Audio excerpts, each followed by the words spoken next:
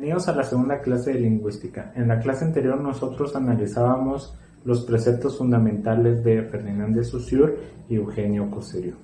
Ahora bien, nos vamos a centrar solamente en uno de los elementos que caracterizó al sistema lingüístico saussuriano, el signo lingüístico. El signo lingüístico va a partir primeramente de la idea de que es necesario simplificar la complejidad de la lengua. La lengua es muy compleja, evoluciona, cambia, se altera y en general no es estática, sino más bien conforme se va utilizando va recibiendo ciertas permutaciones. No obstante, cómo explicar esos cambios, esas modificaciones y en sí mismo el uso, Ferdinand de Saussure lo logra a través de la dicotomía del signo lingüístico. Entonces, bien, para explicar la complejidad de la lengua, él dice es necesario valernos de dos elementos. El primer elemento, el significado. El significado va a ser el concepto que se tenga, la idea que se tenga sobre algo, sobre una palabra, sobre un signo. Y la segunda faceta va a ser el significante. El significante va a ser el símbolo, va a ser la representación ya sea fonética o escrita de la palabra y del signo en general. Ahora bien, esos dos elementos unificados van a formar el signo. No el signo lingüístico, sino solamente el signo. Ahora bien, es importante señalar que Saussure indica dos elementos fundantes de su sistema lingüístico. El primero, que hace alusión tanto a lo físico como a lo psíquico. El concepto siendo lo psíquico, porque involucra el pensamiento, involucra las reminiscencias, involucra la relación que existe entre la imaginación, la mente, con la realidad. Y segundo, la parte física, que se refiere a cómo esa realidad es representada, ya sea en su aspecto fonético de la palabra o en su aspecto gráfico a través de la escritura. Entonces Saussure hace alusión a esas dos características que después van a servir como fundamento para el desarrollo de la filosofía de la mente, de la psicolingüística, de la semiótica social, de la semiótica psicológica. Entonces, todos esos elementos van a estar fundados en el señalamiento que hace Saussure de estas dos características. Seguidamente, a grandes rasgos, vamos a decir que el signo se compone por su concepto y por su imagen acústica. El concepto se le llama al significado, o sea, a la idea que se tiene del objeto. La imagen acústica recibe ese nombre porque es la palabra que se pronuncia o bien que nosotros leemos y, por así decirlo, retumba en nuestra mente ese sonido. Cuando nosotros escuchamos, por ejemplo, la palabra carro, entra por nuestros oídos y provoca una imagen inmediata de ese sonido. O bien cuando nosotros leemos un libro y leemos la palabra igualmente carro, replica, por así decirlo, el sonido, nuestra mente. Por eso se llama que genera una imagen acústica la palabra. Ahora bien, estos son los elementos esenciales del signo en general.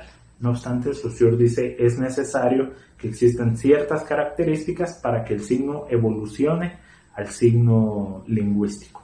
Se le llama signo lingüístico porque ya posee ciertos elementos de la lengua que no todos los signos poseen.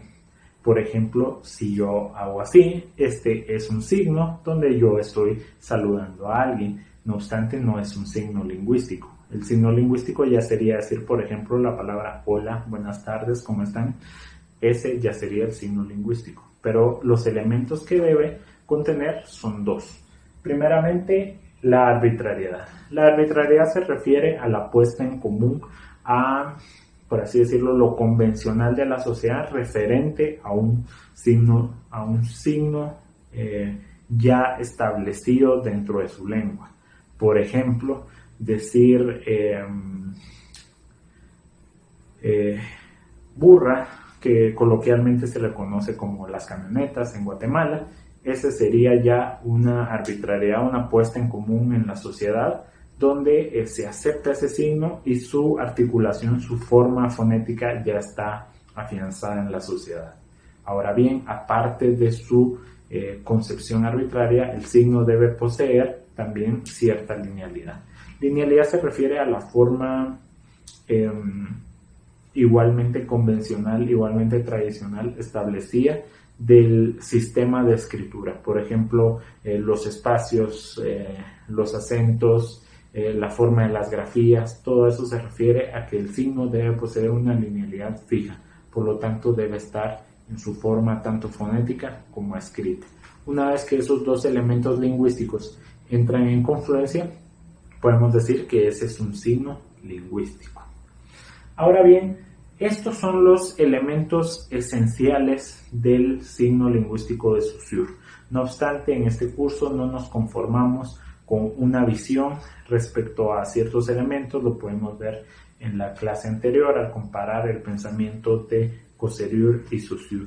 Es necesario que ustedes como estudiantes vayan conociendo otros pensadores, otras personas que estudiaron, analizaron, reconstituyeron ciertos preceptos de la lingüística. Entonces van a haber críticos que van a modificar la idea del signo lingüístico.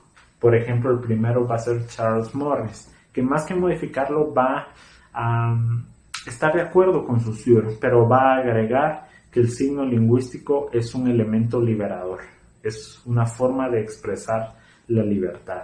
La libertad en cierto sentido también constituida en un marco delimitado. ¿Por qué?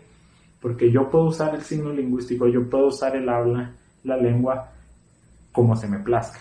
Puedo dirigirme a las personas como yo quiera. No obstante, estoy supeditado a cualquier tipo de reacción, a cualquier tipo de represalia, por así decirlo, en caso mi lenguaje no fuera adecuado. Queda en mí el uso, la libertad de poder expresarme como desee. No obstante, también debo acatar las consecuencias o apegarme a las consecuencias. Charles Morris va a decir que existen elementos como preguntar, afirmar, cuestionar, incluso características estéticas, o sea, el lenguaje nos muestra una liberación en un sentido estético, de forma de expresarnos fuera de lo convencional. Entonces Charles Morris va a ser un lingüista que se va a apegar a la idea del signo e incluso va a empezar a dejar a un lado la idea del signo lingüístico y va a presentar un tipo de semiótica como sustitución incluso de la filosofía como ciencia madre. Pero ese es otro tema que veremos más adelante. Otro autor es Émile Benveniste. Émile Benveniste va a reconfigurar el signo lingüístico. Va a tomar los elementos que dice Saussure. Saussure va cambiando la terminología, ya no solo se refiere a concepto de imagen acústica, sino va a usar significado significante, respectivamente. Émile Benveniste va a tomar esos conceptos, pero va a cambiar la idea que se tiene de ellos, o la idea que presentaba Saussure. Él va a decir que el significante va a ser el concepto, o sea, lo va a, por así decirlo, invertir los valores.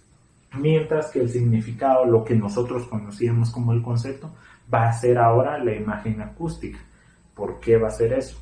Porque Benveniste va a decir es necesario que esos dos elementos se modifiquen ya no solo en el sentido de lo escrito y del significado, sino que tengan un valor diferente para afirmar la premisa de la multiplicidad de realidades.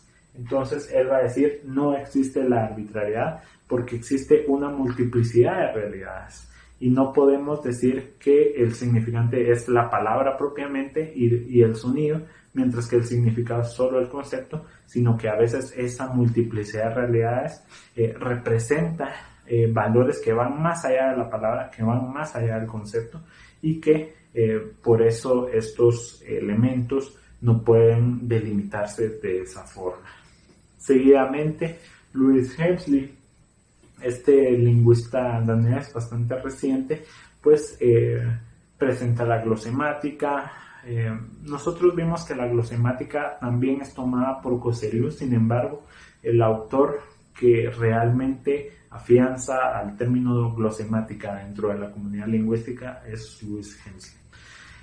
Más adelante vamos a estudiar también en qué consiste estrictamente la glosemática, en sentido de los puntivos, de cómo estos cuando entran en relación forman elementos sintagmáticos, pero ese es también otro tema. Ahora bien, hablando de Louis Hemsley en términos del signo lingüístico, él va a criticar a Saussure en una idea. Él va a decir, estos elementos no son independientes, son dependientes. Saussure decía, son elementos amorfos, son elementos que se pueden estudiar de forma aislada. Sin embargo, Louis Hemsley dice, no, como cada uno de ellos, tanto el significado como el significante, poseen contenido, poseen expresión, cada uno va a estar constituido por sustancia y forma, o bien forma y sustancia en términos de la expresión. La sustancia en el significado va a ser el aspecto semántico, o sea, el aspecto del concepto, el aspecto de las ideas que se tengan. Esa va a ser la sustancia, mientras que la sustancia en el significante va a referirse a la palabra, o sea, va a referirse al aspecto fonético, al aspecto escrito. Entonces, después la forma, tanto del significado del significante, van a depender tanto de las grafías como de los sonidos arbitrarios que se les asigne. Entonces lo que hace Louis Hemsley es expandir la idea del signo, ya no delimitarlo solo en la dicotomía de significado-significante, sino a cada uno le agrega el valor de sustancia y forma, representados a través del contenido y la expresión respectivamente. Lo que va a afirmar Louis Hemsley más que todo es que es necesario estudiar y ver el signo lingüístico como una totalidad dependiente. O sea, no podemos estudiar solo la palabra o solo el concepto, sino ambos elementos entran en confluencia. Entonces, estos son esbozos generales igual sobre el signo lingüístico. Ustedes deben continuar su lectura. Lean los primeros capítulos del curso de lingüística general. Pueden buscar a Louis Hemsley, su concepción del signo. Pueden buscar a Emile Benveniste, a Charles Morris. Todos esos autores pues van a ampliar su campo de visión respecto al signo lingüístico.